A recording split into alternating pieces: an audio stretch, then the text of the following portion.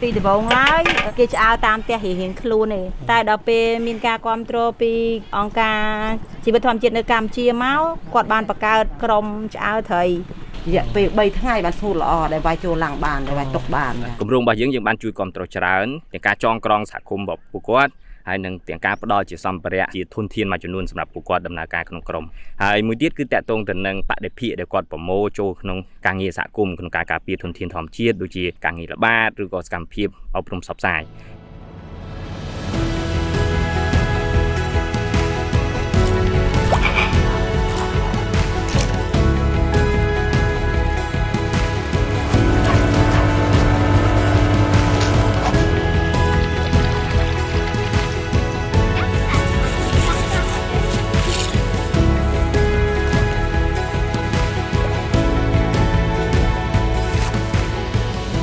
ឃុំផាត់សណ្ដាយស្ថិតនៅក្នុងស្រុកកំពង់ស្វាយខេត្តកំពង់ធំផាត់សណ្ដាយមានព្រំប្រទល់ជាប់ទៅនឹងខេត្តកំពង់ឆ្នាំងដើម្បីទៅដល់ទីនោះយើងអាចធ្វើដំណើរចេញពីទីរួមខេត្តកំពង់ធំដោយកាណូតតាមបណ្ដោយស្ទឹងសែនចម្ងាយប្រហែលជា50គីឡូម៉ែត្រតែបើយើងចេញដំណើរពីស្រុកបរិបូរខេត្តកំពង់ឆ្នាំងចម្ងាយប្រហែលជា8គីឡូម៉ែត្រប៉ុណ្ណោះផាត់សណ្ដាយជាតំបន់អេកូទេសចរណ៍ធម្មជាតិដែលមានផ្ទះបណ្ដែតទឹកព្រៃលិចទឹកព្រែកបឹងបួតូចធំជាច្រើននិងសម្បូរទៅដោយសត្វស្លាបច្រើនប្រភេទដែលទាំងនេះសុទ្ធសឹងតែជាសក្តានុពលទាក់ទាញភ្ញៀវទេសចរឲ្យមកលេងកម្សាន្តប្រជាពលរដ្ឋរស់នៅក្នុងតំបន់នេះ80ទៅ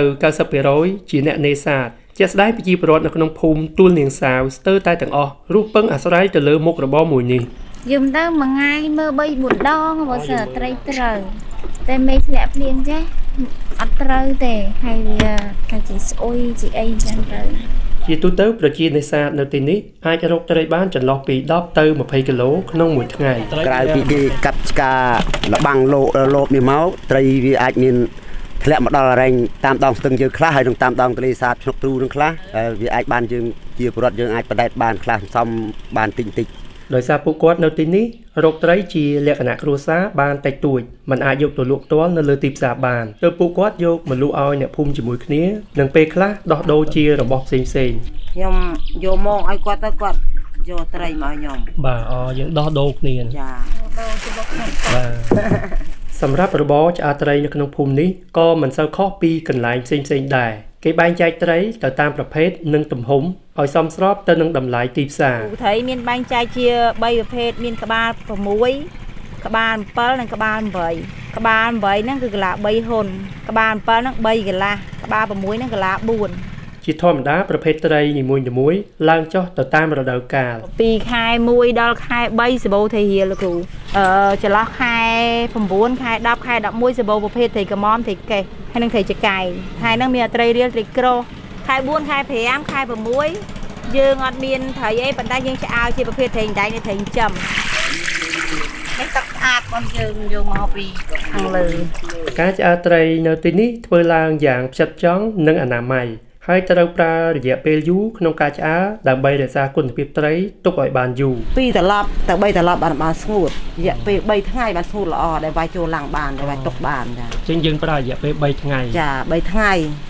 ហ្នឹងទៅដិតដល់ទៀតលក្ខណៈពិសេសមួយទៀតនៅពេលដែលឆ្អើររួចគេត្រូវយកត្រីនោះទៅអប់មុននឹងរៀបចំវេចខ្ចប់ត្រីដែលយើងអត់តន់អប់ណាគឺយើងទុកអត់បានយូរទេហើយវាអត់ឆ្ងាញ់ដែរបើ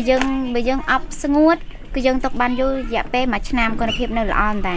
សប្តាហ៍ថ្ងៃរបរមួយនេះជួបបញ្ហាប្រឈមជាច្រើនដែលធ្វើឲ្យប៉ះពាល់ដល់សេដ្ឋកិច្ចគ្រួសាររបស់ពួកគាត់បញ្ហាប្រឈមទី1គឺដូចថាខ្វះត្រីចុះថយទី2គឺទីផ្សារចឹងហើយបើដល់ទិញពីឈ្មួញកដាលមកយើងតម្លៃខ្ពស់ដល់យើងទីផ្សារទៅឆ្អើយើងវាយទៀតអញ្ចឹងវាអត់មានចំណេញបាទចឹងហើយប្រឈមខ្លះទៅគ្នាបាន100ជាមួយទៅខ្លះអត់បានមកទេវាគិតទៅវា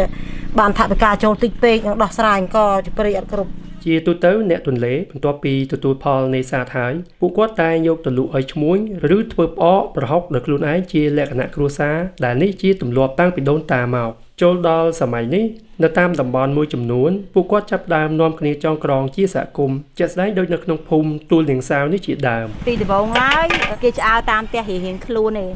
តែដល់ពេលមានការគ្រប់គ្រងពីអង្គការជីវិតធម្មជាតិនៅកម្ពុជាមកគាត់បានបង្កើតក្រុមឆ្អើត្រីគឺជាក្រុមស្ត្រីដែលនៅសហគមន៍យើងនេះ ស្ត្រីភាគច្រើនក៏អត់មានមុខរបរអញ្ចឹងគាត់មកឆ្អើត្រីជុំគ្នា ដោយមើលឃើញពីកង្វះខាតមួយចំនួនទើបអង្គការជីវិតធម្មជាតិកម្ពុជាបានជួយផ្ចង់ផ្ដើមឲ្យប្រជាពលរដ្ឋក្នុងសហគមន៍រួមគ្នាដើម្បីជួយជំរុញផលិតកម្មឲ្យកាន់តែមានសន្ទុះខ្លាំង គោលបំណងដើមឡើយគឺដើម្បីបង្កើននៅអាជីវភាពរបស់ពួកគាត់តែឯដែលពិសេសនោះគឺយើងបង្កើន brand name សម្រាប់ពួកគាត់ brand name នេះគឺយើងដាក់ឈ្មោះថាជាត្រីទន្លេមានន័យថាជាត្រីដែលចេញពីទន្លេហើយគោលបំណងដែលយើងបង្កើត brand name នេះគឺយើងមាន2ធំគឺទី1តកតងទៅនឹងអនាម័យហើយនិងទី2តកតងទៅនឹងការការពារធនធានធម្មជាតិគោលការណ៍របស់យើងចំនួន9ចំណុចក្នុងការដែលគាត់អាចគ្រប់គ្រងក្រុមរបស់គាត់ហើយគាត់អាចប្រមូលបដិភាពមួយចំនួនដើម្បីចូលរួមក្នុងសហគមន៍របស់គាត់ដែលគាត់អាចចូលរួមការពារធនធានធម្មជាតិបានហ្នឹងគឺយើងមានជាគោលការណ៍ដែលពួកគាត់ក្នុងការដែលកែច្នៃឆ្អើរត្រីនេះគឺទី1គឺយើងផ្ដោតទៅលើសកម្មភាពដែលគាត់នេសាទត្រីឬក៏សកម្មភាពណាមួយដែលខុសទាំងច្បាប់អាចជាការ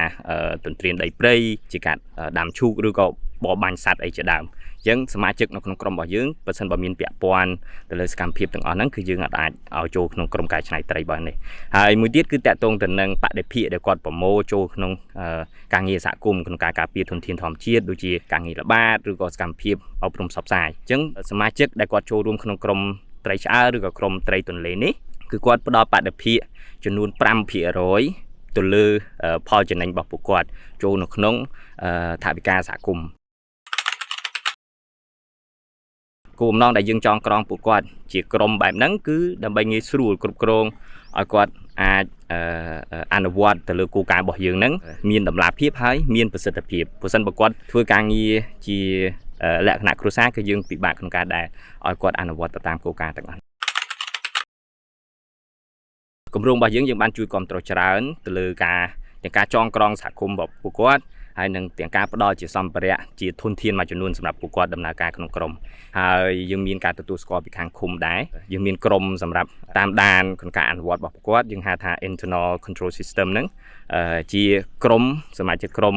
ដែលមានទាំងអាជ្ញាធរមានទាំងប្រធានសហគមន៍តំបន់ការពារហើយនិងមន្ត្រីជានរៈដែលគាត់នឹងចូលរួមវាយតម្លៃទៅលើការអនុវត្តរបស់ពួកគាត់ហើយក្នុងនោះដែរគឺយើងមានប្រាក់ឧបត្ថម្ភទៅដល់ពួកគាត់នៅពេលដែលពួកគាត់គោរពតាមគោលការណ៍9ចំណុចហ្នឹងគឺយើងផ្ដល់បន្ថែមតម្លៃ 10% ទៅលើតម្លៃត្រីឆ្អើររបស់ពួកគាត់បើសិនបើគាត់គោរពតាមគោលការណ៍ទាំងអស់ហ្នឹងហើយមួយផ្នែកធំទៀតគឺយើងផ្ដល់ការជួយគ្រប់គ្រងទៅលើសម្ភារៈគឺយើងមានផ្ដល់ជាសម្ភារៈប្រព័ន្ធទឹកស្អាតយើងមានធុងចម្រោះហើយយើងមានសម្ភារៈដូចជា